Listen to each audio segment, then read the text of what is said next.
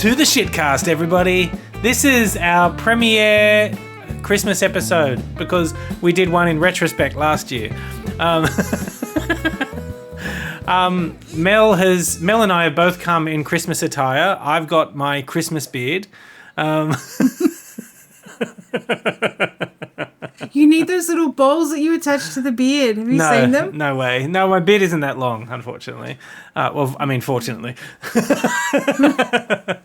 Mel is very festive, so I like your shirt, Mel. Looking very, very nice. You got your earrings. What are those earrings exactly? I think they're supposed to be like little Christmas puddings. That's what they are, puddings. So puddings are circular. Yeah. That's good to know. And the little reindeer antlers. Okay, that's very nice. I like it. I like it a lot. So this is actually the first time that we have ever planned for an event, rather than just said, "Oh yeah, by the way, it happened." And also, I noticed this last time we had last time we recorded. It's actually been a year since we started. We started in November. Yep.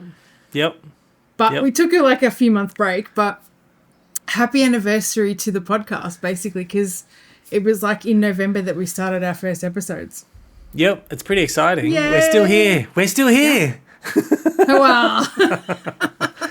So yeah, I'm sorry about basically ignoring you for an hour. I didn't realise you'd messaged me before saying, "Hey, let's do the recording," because I was playing Split Fiction on PS5 with my nephew. And God, that game's good. Have you played it? You and Dad Drew should totally play. Did you ever play It Takes Two? Because it's by the same developer. No, we did. We played the other one with the little Stitch people. Yeah, It Takes Two. That's it. It Takes Two. Is that one? Yeah, and where they're getting divorced. Like Yeah. No. Yeah, it is. It's that one. Yeah, they're a couple and they're getting divorced, and then the daughter does some weird magical thing, and they turn into these little Stitchcraft sort of characters that are running around, and they've got like buttons on them and everything. And part of the game is that they're like shooting little pretend nail guns and. No, that's not the one we played. The one you and I played as well. You and I played it. Unraveled. Yarn people. You played Unraveled. Yeah, no. You need to play It Takes Two. It Takes Two and more on and Split Fiction as well. Brilliant co-op games, really. Then there's the funny thing about Split Fiction is there's so many references to movies, books, and other games in it. Yeah. It's very. We like the look of it because it looked a bit more sort of in our wheelhouse of content. Like pop culture content. Mm-hmm. So, yeah, it's on the list of things we want to play. Yeah, just the good thing about it is so you can tell a good co-op game when it feels like the whole game was designed for co-op, not just here's a world, now two of you play in it. Yeah. But that's what that is, right? Like they built it. The whole thing is based on. Yeah, one of the guy who the lead developer, the director, I guess he is, of both of the It Takes Two and Split Fiction is a really enthusiastic guy. Like if you ever watch him talk about his games, he's got a mouth on him as well that I really appreciate. He doesn't mind flinging the old swear words around in a place that he probably shouldn't, but but the way he designs his games is it's like, okay, here's this mechanic, now play with it. Now here's a different mechanic, and you'll never see that mechanic again. That's fine. I don't mind that. I'm the same. I'm like, well, that was fun. Okay.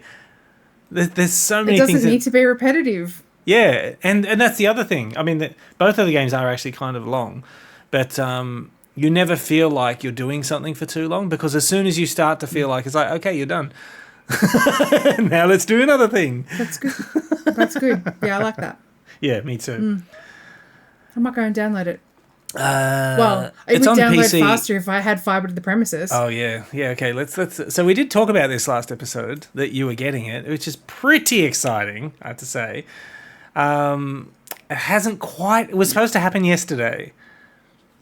Yep, it was supposed to happen yesterday.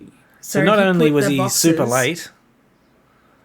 Yeah, he didn't get there till like 1:30 in 39-degree heat, which is fine. Whatever. He basically said he looked at the pit where our connection was and said, "Oh, I don't know where it terminates in the house." Listeners, 20 minutes earlier, he found where it terminated in the house and he was like, "Oh, yeah, that's where your wires terminate. They're underground." Motherfucker, excuse my French. We know they're fucking underground because there's nothing connecting us from the nearby poles. Yeah, they're clearly underground. I like that you said motherfucker, excuse my French, and then said fuck nearly immediately after. You know me. But it is still happening, right? It is still happening. Yeah, so he's had to send it to some other team that's got to come out and like dig up the ground or potentially the concrete. Well, I hope you don't have any. I hope through. you haven't like run a lawn out there or anything. It's No, not yet. yeah, because it's coming up. But well, like I thought that's what his job was supposed to be. I thought he was going to turn up, and then if they needed to run stuff, what's the point of having two different like? These are good questions, Mel. I was actually curious, like, but they don't have fibre coming from the street to their house, so what's he going to do? Because I knew that he wouldn't run it. Well, so we've got two, like, you know where our front door is? Yep. Right near the, like, at the top of the, like, Dear the viewers, walkway thing. for, There's just for a picture into my mind, yes, I know where her front door is. on one side of the walkway, there's a Optus pit in the ground, and then, like, on the street corner, which is the corner of our property, there's a Telstra pit. So they've done all the work to the Telstra pit, obviously, because we've now got NBN access or fibre to the premises. Okay. So what they have to do is do something from that pit to the other pit that is connected to our house. So the Optus pit that he went and looked at, he was like, "Oh, yeah, I can see the cable. It goes all the way through." Drew said he even stuck a camera up there, up the conduit. So he gave your house a colonoscopy. He did. So just stick the bloody thing up there then. Put it in. Yep. Like, Stick it in. You can see, but no. So he's had to send it to some other team. They're going to take a couple of weeks, but obviously a couple of weeks is going to be right over Christmas, New Year's. So I don't think anything's going to happen. But he was like, "Oh, they're 24/7. Whatever." But we also need to deal with the fact that he was a sexist pig. And listen. So Drew was still working because it's Fridays. I don't generally work on Fridays as much as possible. So I was available and like helping him around to, you know, find things, blah, blah, blah, blah, blah. Yep. Drew took the initial, like, you know, "Oh, hey, yep, this is what's his name. Here's what, blah, blah, blah. Because he just happened to get to the door before I did. That's fine. Drew went to a meeting and the guy had to ask a question or something. And he goes, "Oh, where's him?" "Excuse me?" He goes, "Where's him?" I said, "You mean Drew?" Or, you know, I said, "He's in a meeting. You can tell me." And he was like, "That's all right." And then he walked off. Then later, I was sitting in the lounge room. Yep. Like in direct line of sight of the front door and the room where he was putting in the wiring and stuff. So that when he finished, I would be like literally right there. Like I'm in view of where, anyway, he comes out and he yells. I'm literally like 2 meters away from him. He yells, "I've finished, Andrew. Where are you?" I'm guessing English isn't his first language based on how you're talking. It wasn't. Okay. No. I get up and I go to him and I say, "Is everything okay?" And he just basically by the time, you know, like that had happened, Drew was sort of coming down the corridor. He literally ignored me completely and turned to Drew and then explained to him how all the lights worked on the thing and what you needed to do and plug it in. And I was like, "Mate, I'm about to kill you."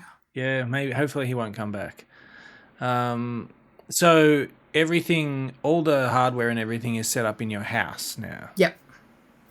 So all you need now is the fibre from the Optus pit to what he just set up.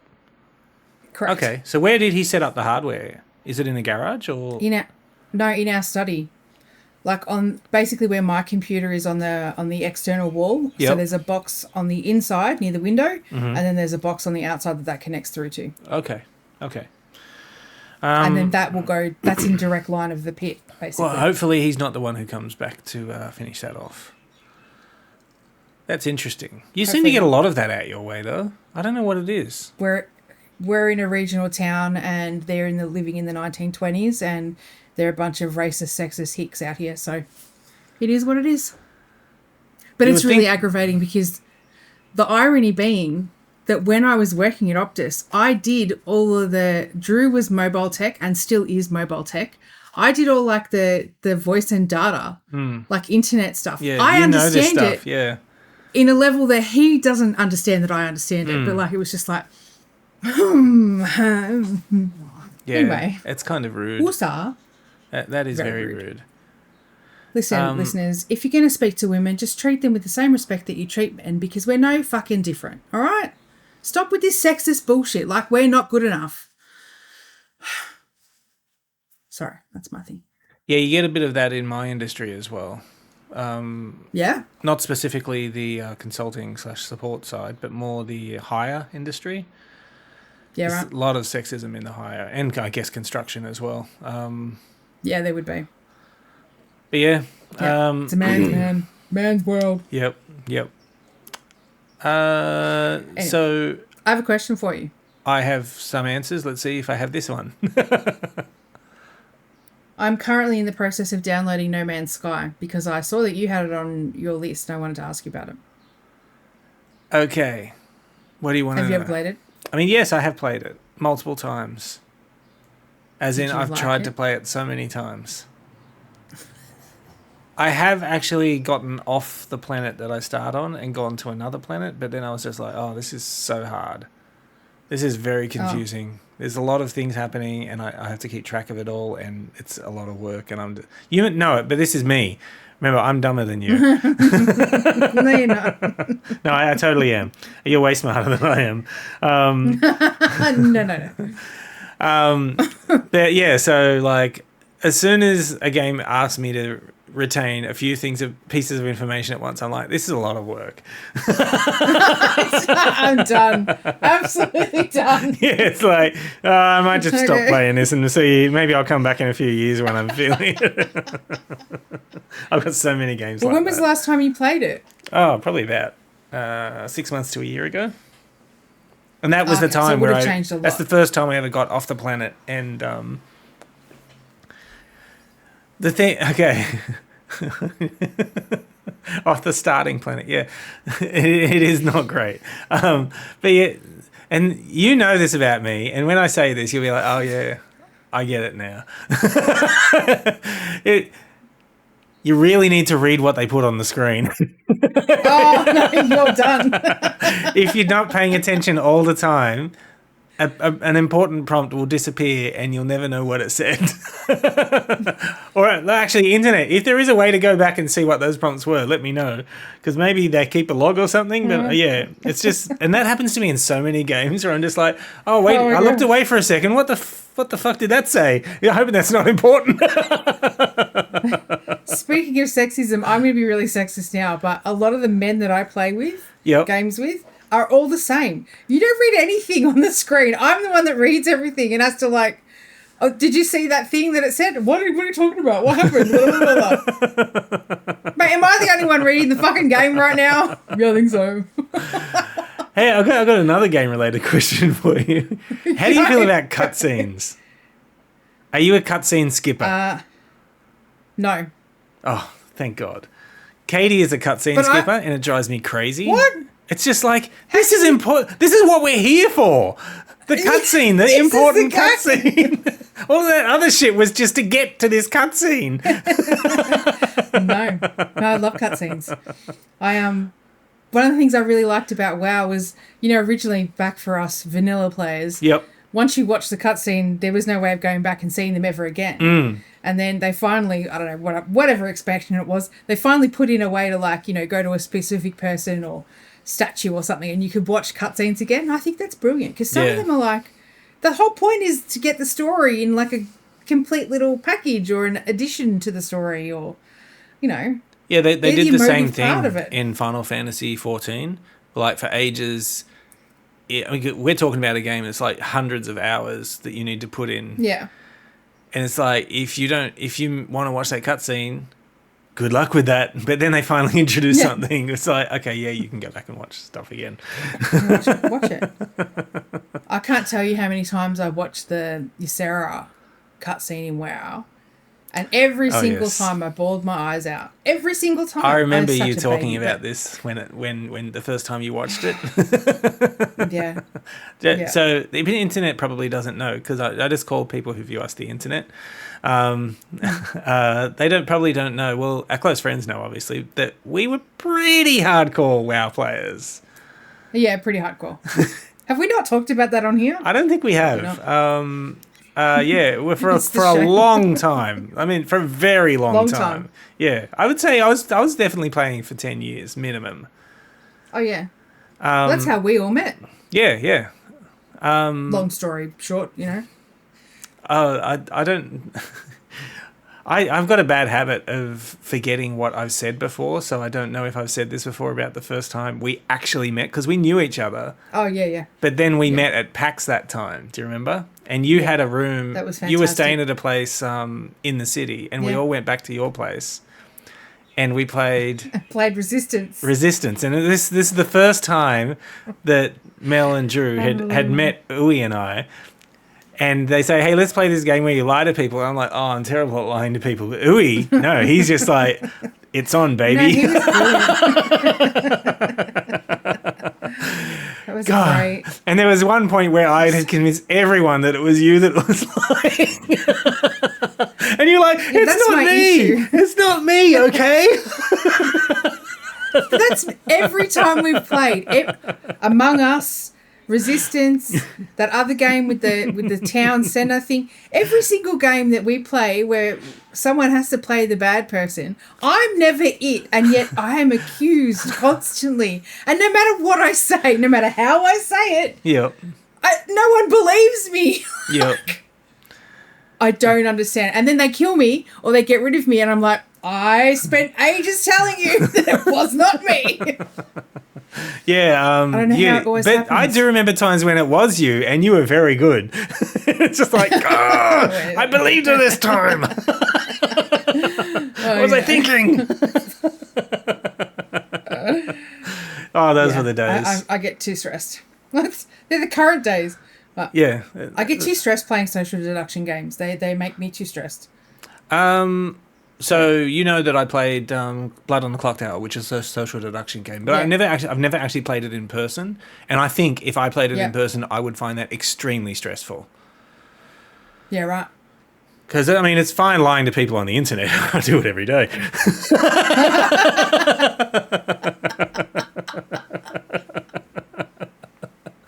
That's just life. But lying to their face—that's something only you can do. The few times he joined us for those games, he was just always focused. How can I kill Ben? Yeah. There actually. You did die a lot first, though. Yeah, I usually I would be like the main target of most games. Like, people would just be like, okay, look, we don't know what to do. Let's just kill Ben. It's kind of shit for you, really. It's fine. It's fun. But there was one game where Aaron resurrected me in the night, so he brought me back from the dead, which meant that I was good. He could only do it if I was good. And so I did come back to life. Unbeknownst to me, Uwe was playing this character called the Assassin, and he can just kill anyone. And of course, when it came time, he's like, okay, can I kill Ben? And it's just like, okay, fine, I'm dead again. Why? Yeah, he's just out to get me. Yeah. So, are you taking a break off from work over Christmas, New Year's? I am. I'm going to take just the main 2 weeks. So I'm in Sydney next week for work. Yep. And then when I get back, I'm pretty much on leave for 2 weeks. Oh, that's nice. Yeah, I just want to have a break. We might be going to see Drew's mum. Yep. We're sort of unsure how that's all working given the day that I get back, but we'll work that out. What about you? You taking time off? No. The period What? between Christmas and New Year's, Busy. we're sort of doing one day off, one day on sort of thing. Just because we just have to cover support, because not all of our customers shut down, so we do have to actually provide service, unfortunately. But if you're coming through, feel free to drop in. No pressure if you don't, but we're here, so we'd love to see you. And I still have your Septimer sitting right over here, by the way. Oh yeah, I've got to pick that up. So have I ever played that with you? We have no. I don't think no. Sorry, that's not true. We did play it once with Nelly. But it was just the base game. It wasn't like because I like me. I like there's expansions. Let's just do everything. We'll figure it all out.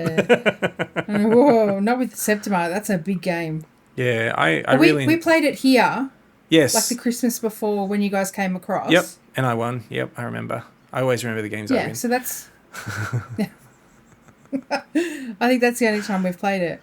But yeah. Great game. Really great. I really like it so much. There's just so much to it. We haven't played it very much. No, I played it again. I played it a couple of times with Michael. All right. So yeah. I really like it. I like one of the expansions introduces this mechanic where you can transform into a different creature. Yep. And when you do, the witch hunters can't get you. Oh, that's a good mechanic. So transforming into the witch hunter is a good way to reduce your I think it's like threat or presence or something like that. Yeah, something like that. And then when it's down, you can just turn back into a human again. Right. Oh, gee, could you hear that? Freaking he's just like slamming doors all over the place. No, can't hear it. Oh, it's incredible. I'll tell you what, NVIDIA Broadcast is incredible. Do you use it? Oh, you're on a Mac. No. You're not on a Mac? Hang on a second.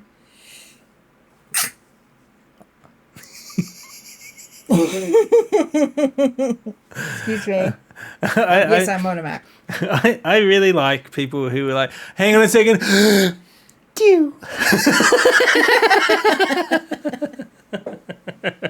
It's like this massive build up and then this tiny. I didn't want to blow your eardrums, but I wasn't going to be able to turn off my microphone quick enough. Oh, it's fine. Don't worry. I'm keeping that in, by the way.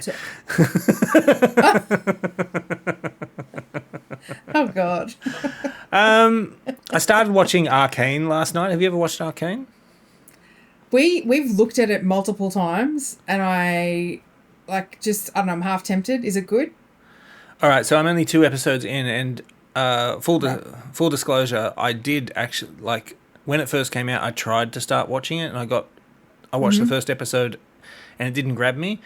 I don't think the first episode's great. It's more it spends too much time introducing characters and not enough time making you care about the show and wanting to watch it. Right. It's more like look, it's that character from League of Legends. Oh, it's that character from League of Legends. Where it's just like, well, I barely know them, so maybe you should get me to watch the show instead.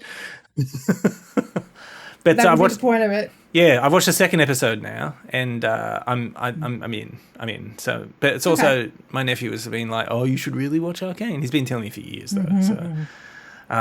So we started watching that. I'm still watching Pluribus. Is that still good? Yes. Yeah, it's still good. I'm not going to say anything because it is currently airing.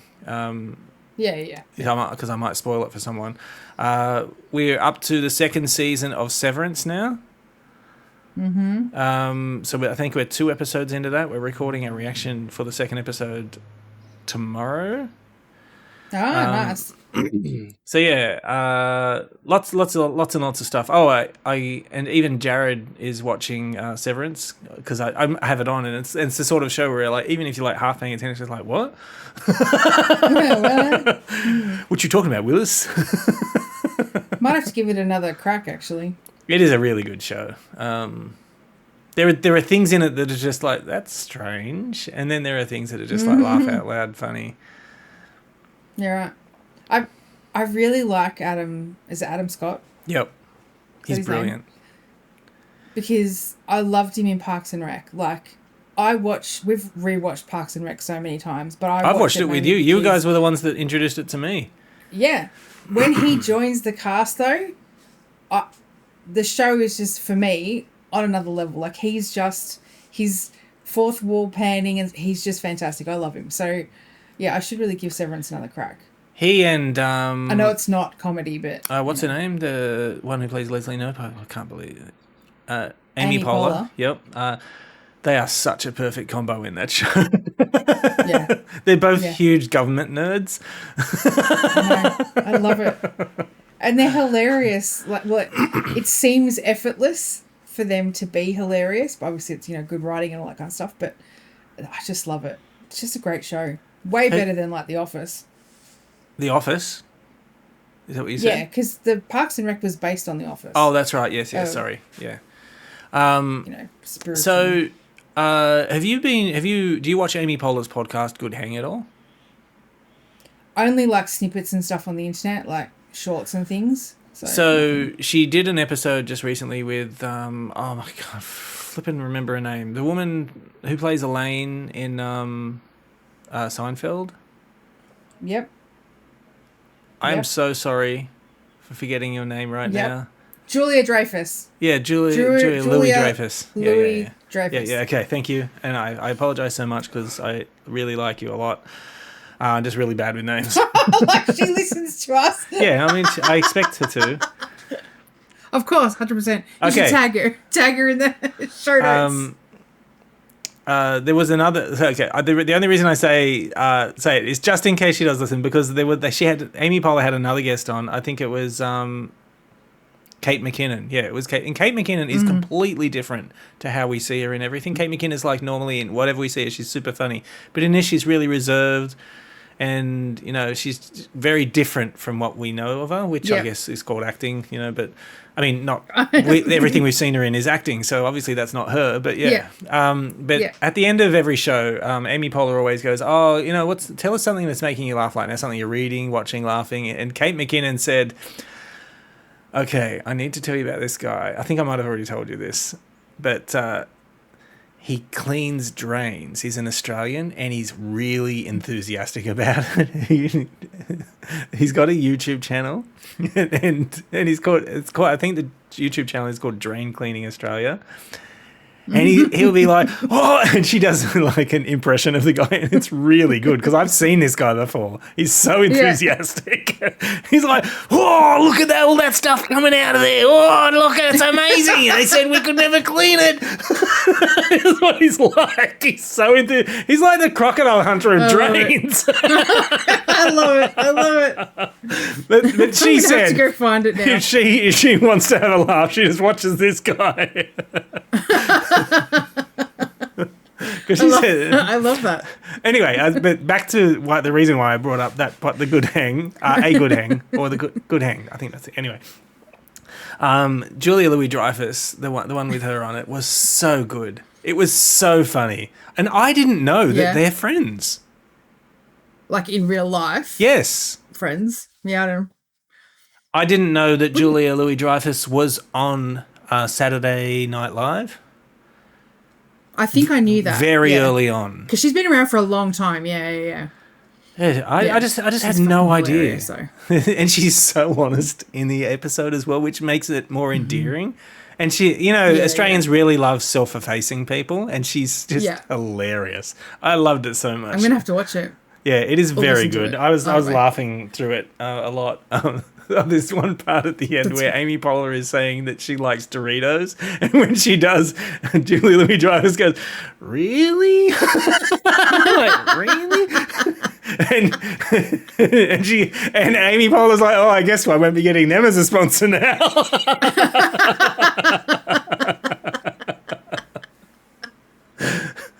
Oh God!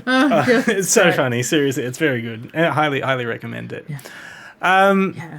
I wanted to talk about Christmases, Mel. Do you remember the first Christmas that we spent with you? Yeah.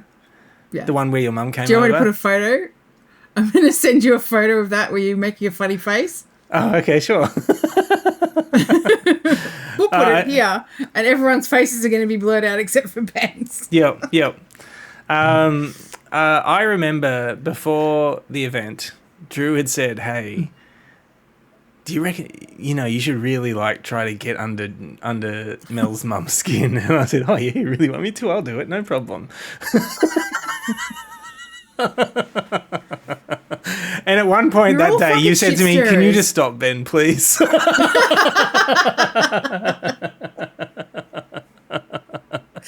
Oh yeah. And I wasn't being that bad, but I was just like, I didn't. It was just I could have done way worse. Yeah, you could have. You were trying to be polite. It was very funny. I enjoyed that. It was very funny. Yeah, that was good. But I remember like another year that we were there when like because Uwe like loves your mum so much because you know what he's like. Yeah. And there was this moment where your mum was going somewhere, and Uwe got up to give her a hug, and I had to do the no thanks. I don't want one, thank you. To your mum. I feel really bad about that, but I'm not that close with your mum. Jeez. Yeah, but you're also not a huge hugger with like No, I'll hug strangers my anyway. my friends. So yeah. Yeah. I mean, most people are like that, right? Yeah. So Yeah. I think anyway. But I Christmas. didn't really have much else to talk about this episode because we like literally just talked last week. I've just been working. Unbelievable. Well, Oh wait, I do have something. Last weekend. I'll go what? After we recorded last weekend, I played the Fellowship of the Rings pandemic game. Sorry, the Lord of the Rings pandemic game. Gosh, it's good. Lord of the Rings Pandemic. Yeah, it's Are you Lord of saying the that Rings themed pandemic. Yeah, it's pretty new. Michael got it? Pandemic, like Yes. normal pandemic. Yes, it's But Lord of the Rings themed. yeah. And when you play, Is that what you guys were going on about the other day? Yeah, when you play two of the characters from Lord of the Rings, and you the idea is you would have two that synergize, like they help each other. Yeah. So I was playing Frodo and Sam because they're one character, obviously attached at the hip. Funny business going on behind in those hobbit holes. That came out wrong. No, it didn't. That's exactly the way it should have. And Legolas, because Legolas likes the little people. So Reword that one. That's more of a concern. but yeah, it was a lot of fun. So I mean, it's not exactly pandemic, but it's basically just a Lord of the Rings themed pandemic. So it's the same concept where you're like trying to stop something from happening in each of the locations. But the ultimate goal is always get the ring to Mount Doom and destroy it. Is it good? It's pretty good.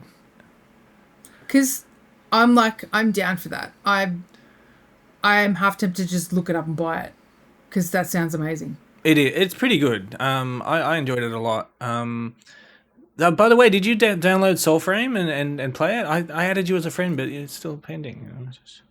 Okay, I was actually going to be logging into it today. Okay, we can play together today. Because Drew's I out, play. so I was like, well, yeah. Well, I was going to jump in after this. When Drew gets home, I'll make some lunch, and then we can jump in after that. Okay, all right.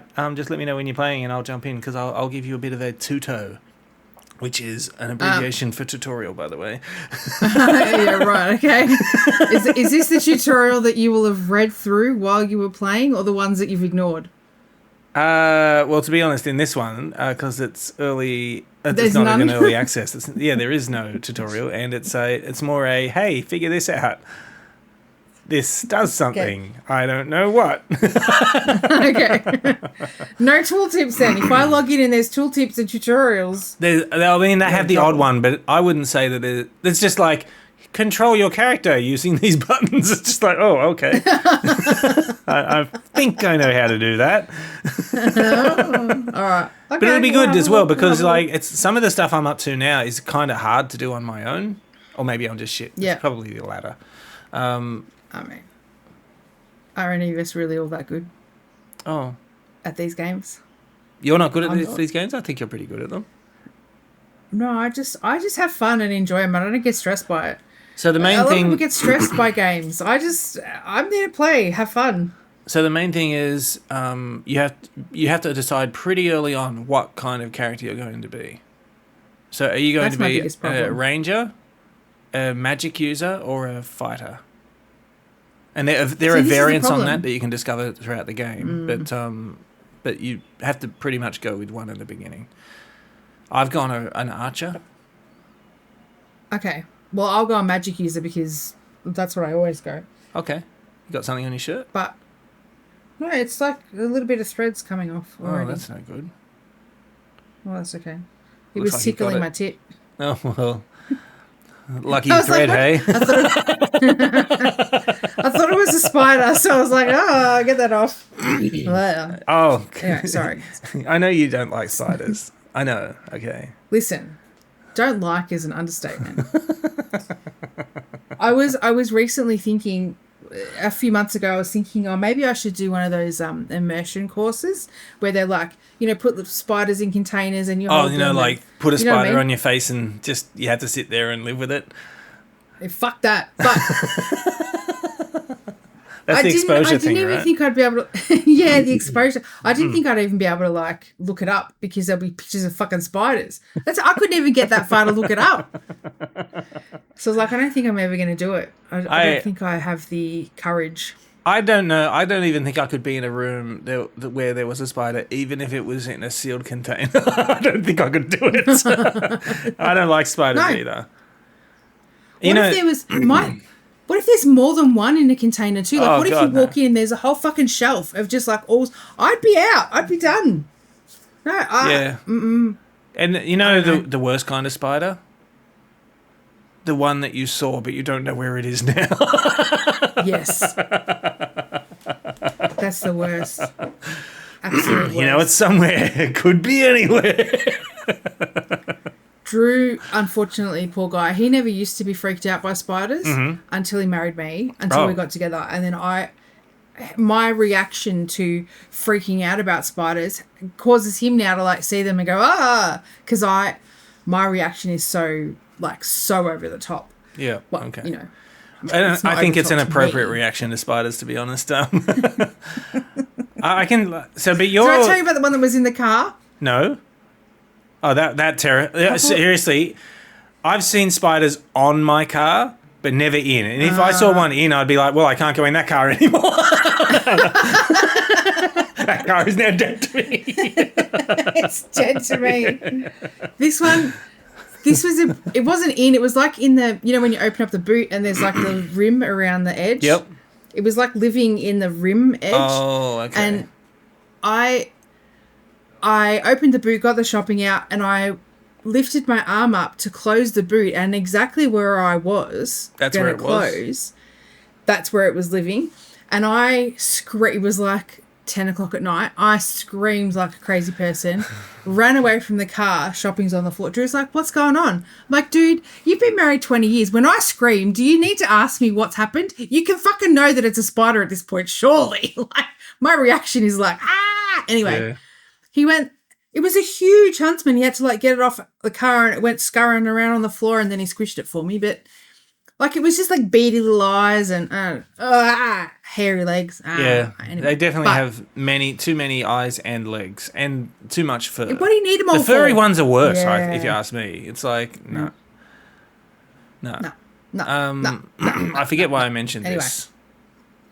Oh, but you're at the point where you can't even see them in a game or on TV. Yes. So we were playing Hogwarts Battle.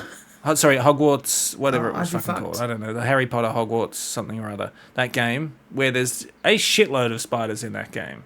They're like it's one of the main enemies that you would go around and kill. There isn't a mode where you can turn them into something else. But I'm just like, well, I always thought to myself, wouldn't it be funny if, okay, so you've helped all the arachnophobic people. Now, what about the people you've just turned that thing into? But I'm afraid of trolleys. We were playing a game where the arachnophobic mode turned them into like little blobs. Like little blobs that They were like How's little that jelly better? blobs, so that was fine. Oh, it was was fine. it? Okay. Yeah. Oh, And yeah, the- heaps better. But the people who have a phobia about jelly, oh God. No, you'd be screwed.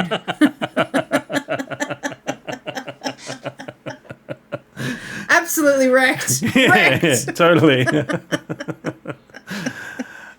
We should probably call it there. We've been going for 40 minutes. Cool. We don't need to go Yeah. for a long time. Do you want to do the Audi Nah. out part? No, you want me to do it Sure. again? No, you should totally do it. No, I'll do it. Go on, go on. I'll do it. So thank you everyone for joining us for our Christmas episode.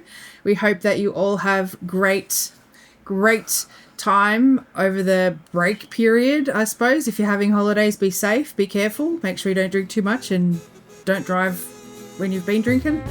Have a good New Year's, because hopefully it'll be good. Look after the animals if there's fireworks in the area near you. But yeah, see you in 2026, everyone. Yep, be kind, everyone. Bye.